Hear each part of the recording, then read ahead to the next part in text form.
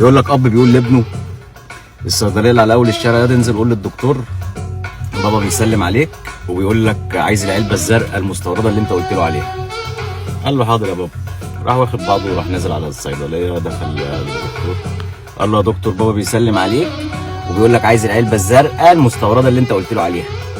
قال له حاضر. راح داخل جايب له العلبه وبتاع واداها له. قال له خد يا هتقول لابوك لو الدنيا مش قوي معاك كده وفاهم حبايه كل 12 ساعه. قال له خلاص حاضر يا دكتور. راح واخد العلبه وراح لابوه. اسبوع فات وبتاع ولا حس ولا خبر ولا الراجل شاف الصيدلي ولا الصيدلي شافه ولا اي حاجه. فالمهم الواد معدي في الشارع فالدكتور بتاع الصيدليه شافه. قال له خد يا اديت العلبه لابوك؟ قال له اه.